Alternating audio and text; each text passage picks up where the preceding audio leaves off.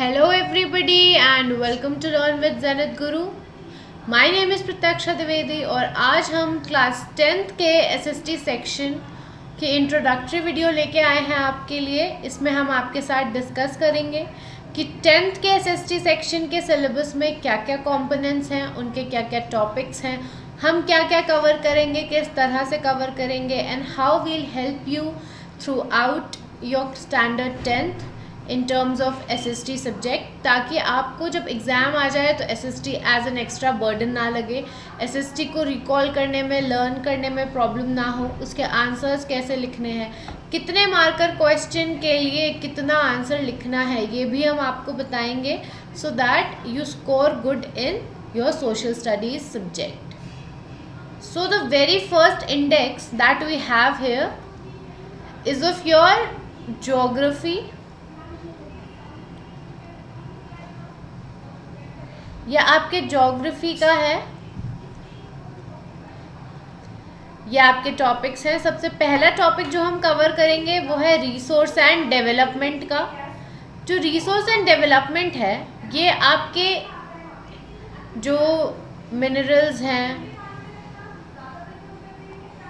या फिर मेटल्स हैं, रिन्यूएबल नॉन रिन्यूएबल रिसोर्सेज हैं,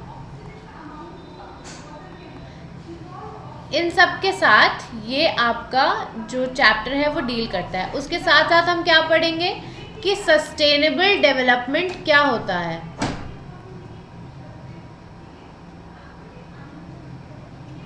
डेवलपमेंट किस तरह से होना चाहिए, कैसा डेवलपमेंट होता है तो हमारी फ्यूचर जनरेशन भी नहीं सफ़र करती है और हम भी कंप्लीटली यूटिलाइज कर पाते हैं रिसोर्सेज को. हमें किस तरह से रिसोर्सेज को प्रिजर्व करना चाहिए, तो इस पर्टिकुलर चैप्टर में हम इन सब टॉपिक्स के बारे में पढ़ेंगे.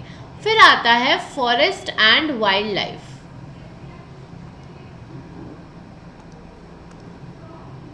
फॉरेस्ट एंड वाइल्ड लाइफ में हम पढ़ेंगे कि इंडिया में किस तरह के हमारे फॉरेस्ट्स होते हैं. ठीक है, अब जैसे कि रेन फॉरेस्ट होते हैं या फिर ट्रॉपिकल एरियाज़ के जो फॉरेस्ट होते हैं वो सब पढ़ेंगे हम. उसके बाद पढ़ेंगे कि किस तरह का वाइल्ड लाइफ रिसोर्स है वहाँ पे. सबसे पहले तो वहाँ पे किस तरह का क्या एग्जिस्ट करता है, फ्लोरा एंड फौना, क्या फ्लोरा एंड फौना एग्जिस्ट करता है, क्या क्या वहाँ का वेजिटेशन है वगैरह, ये सब हम आपके इस चैप्टर में कवर करेंगे. Then we have water resources. Water resources आपका कैसा चैप्टर है. वाटर रिसोर्सेज में हम पढ़ेंगे कि कैसे हमारा water acts as a resource. ठीक है, इंडिया में क्या क्या वाटर रिसोर्सेज हैं, किस तरह से उनको यूज़ किया जाता है एट्सेट्रा, ये सब हम आपके वाटर रिसोर्स चैप्टर में कवर करेंगे. देन वी हैव एग्रीकल्चर, क्योंकि इंडिया क्या है, एक एग्रेरियन नेशन है. आज भी pretty large mass of our Indian population is dependent on agriculture. तो हम इसके बारे में भी पढ़ेंगे. And then what kinds of agriculture are there, what kinds of crop do we grow, किस लैंडफॉर्म में किस तरह का एग्रीकल्चर प्रैक्टिस किया जाता है, ये सब. और उसके बाद हमारा अगले चैप्टर आप देख सकते हैं, 5th चैप्टर है minerals and energy resources.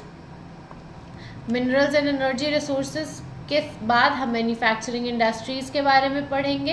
And then life lines of national economy. कहीं ना कहीं ये तीनों चैप्टर जो हैं इंटरलिंक्ड होंगे, क्योंकि मिनरल्स एंड एनर्जी रिसोर्सेज, इसमें हम देखेंगे कैसे कैसे हमारे यहाँ एनर्जी प्रोड्यूस होती है. ठीक है, सोलार पैनल्स हो गए, विंड एनर्जी हो गई, कोल से जो क्या कहते हैं हाइड्रो इलेक्ट्रिक प्लांट्स हो गए, जो कोल पावर्ड इलेक्ट्रिक प्लांट्स होते हैं उनके बारे में. उसके बाद क्या क्या हमारे कंट्री में मिनरल्स होते हैं, इन सब के बाद हम पढ़ेंगे मैन्युफैक्चरिंग इंडस्ट्रीज़ के बारे में कि क्या क्या चीज़ें मैन्युफैक्चर हो रही हैं, कौन कौन सी मैन्युफैक्चरिंग इंडस्ट्रीज़ हैं, कहाँ किस किस चीज़ के मैन्युफैक्चरिंग में इंडिया लीड करता है या वो ग्लोबली डोमिनेट करता है.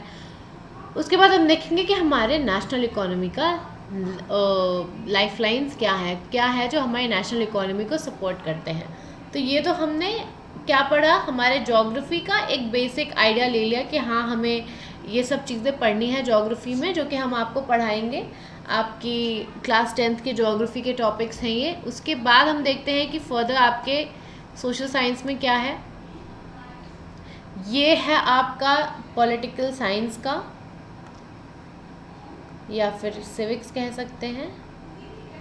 ये आपके सिविक्स के टॉपिक्स हैं। सबसे पहला आता है आपका पावर शेयरिंग, जिसमें हम श्रीलंका और बेल्जियम के उसके बारे में पढ़ेंगे, केस स्टडीज़ पढ़ेंगे हम श्रीलंका और बेल्जियम की। उसके बाद हम ये देखेंगे कि डेमोक्रेसी में किस तरह से पावर शेयरिंग होती है।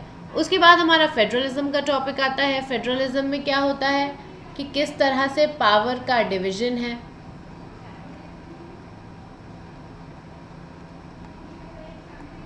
पावर का division at various levels of government. उसके बाद हमारा जेंडर, रिलीजन एंड कास्ट आता है। ठीक है, किस तरह से जेंडर, रिलीजन एंड कास्ट सबसे पहले तो पॉलिटिक्स को अफेक्ट करता है। उसके बाद हम देखेंगे कि इनके लिए क्या क्या आपके वो बनाए गए हैं, प्रोविजंस बनाए गए हैं, लॉज बनाए गए हैं टू सिक्योर देम, क्या क्या इनकी हिस्टोरिक इम्पोर्टेंस रही है, क्या क्या चीज़ें, क्या क्या मूवमेंट्स हुए हैं, ये सब हम पढ़ेंगे। उसके बाद हम पढ़ेंगे पॉलिटिकल पार्टीज़ के बारे में। नेशनल पॉलिटिकल पार्टीज़ क्या होती हैं, ठीक है, स्टेट पॉलिटिकल पार्टीज़ क्या होती हैं, कौन उनको रेगुलेट करता है। उसके बाद उन इलेक्शंस में उनका क्या रोल होता है। मतलब इलेक्शंस में सबसे मेन रोल तीन ही लोगों का होता है। एक वोटर्स जो वोट देते हैं, एक इलेक्शन कमीशन जो कंडक्ट कराता है, और एक पॉलिटिकल पार्टीज़ जो पार्टिसिपेट करती हैं। किस तरह से वो अपने कैंपेन्स करते हैं। उसके बाद उनके जो सिंबल्स हैं, पार्टी चिन्ह हैं, जो उनके चुनाव चिन्ह, वो कौन देता है। तो इन सब के बारे में हम पॉलिटिकल पार्टीज चैप्टर में पढ़ेंगे। And then outcomes of democracy, ये आपका लास्ट टॉपिक है सिविक्स का। इसके बाद हम आपका जो सिविक्स का सिलेबस होगा वो ख़त्म हो जाएगा। इसको हम इनफ प्रैक्टिस कर लेंगे कि आपको ज़्यादा प्रॉब्लम ना हो इसके कंसेप्ट समझने में। थोड़े से कंसेप्चुअल चैप्टर्स हैं कि पावर शेयरिंग है तो कैसे डिस्ट्रीब्यूट होगी, फेडरलिज्म है तो इंडिया में उसका क्या वो है, इंडिया ने फेडरलिज्म का जो कंसेप्ट है वो कहाँ से लिया था हमारे कॉन्स्टिट्यूशन ने। ये सब चीज़ें थोड़ी कंसेप्चुअल हो सकती हैं, इसलिए थोड़ा सा आपको प्रॉब्लम होगा समझने में, ऐसा मुझे लगता है। But then I will make sure कि I can simplify it as much as I can, ताकि आपको लिटरली ज़्यादा प्रॉब्लम ना हो ये कुछ भी ऐसा समझने में। ठीक है, उसके बाद हम देखेंगे, हमने अभी तक ज्योग्राफी कवर कर ली, आपका सिविक्स कवर कर लिया, अब आता है हिस्ट्री। अब हिस्ट्री को लेके a lot of students are always into some sort of tension कि मतलब कैसे करेंगे, ये तो बहुत ही ज़्यादा याद करने को हो जाता है। तो सबसे पहली चीज़ जो मैं आपको बोलूँगी कि हिस्ट्री को अगर आप स्टार्टिंग से ही एज अ बर्डन ट्रीट करोगे कि अरे बहुत ज़्यादा है, याद करने को नहीं हो पाएगा, या एग्ज़ाम के पहले करेंगे, तो नहीं होगा।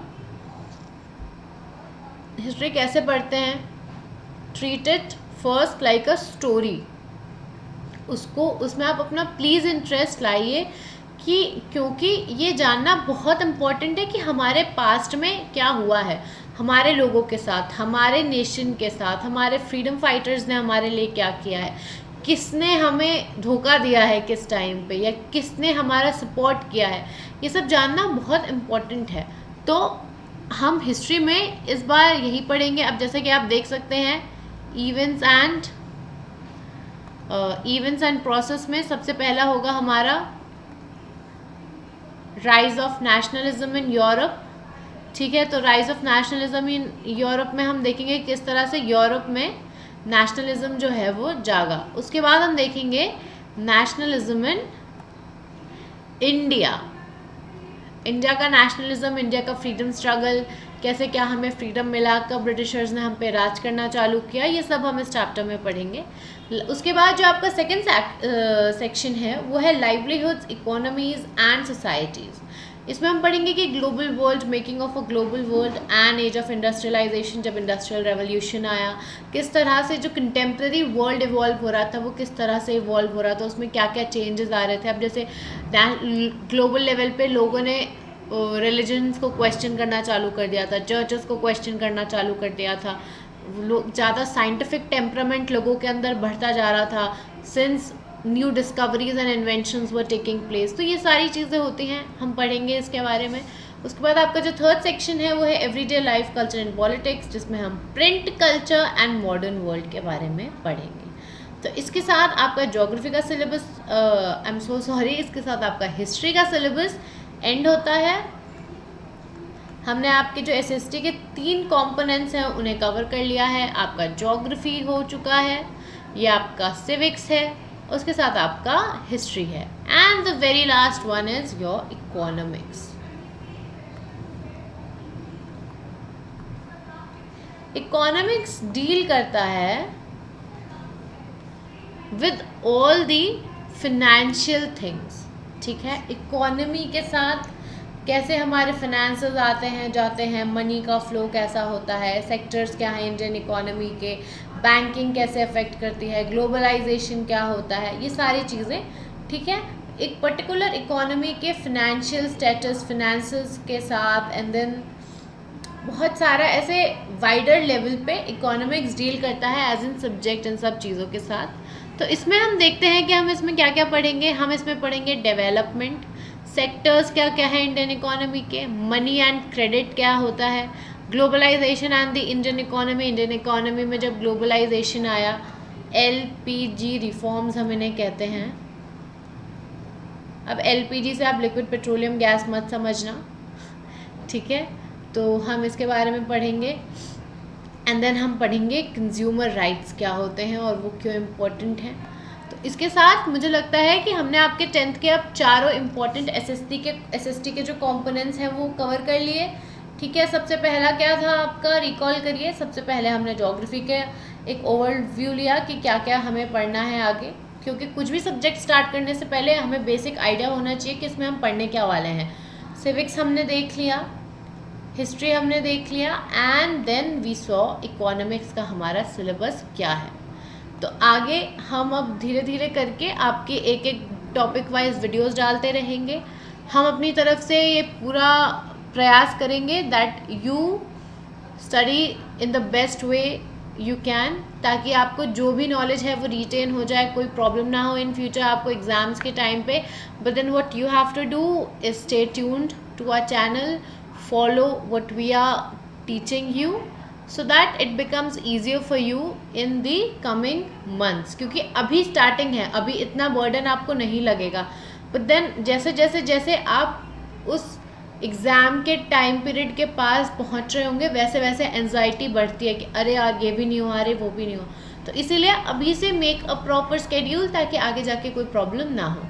So I guess with this I have pretty much summed up the entire syllabus of standard 10th SST subject. आप प्लीज़ हमारे SST section के videos के साथ जुड़े रहिए so that you have an update about whatever we post. Thank you for watching and stay tuned to our channel.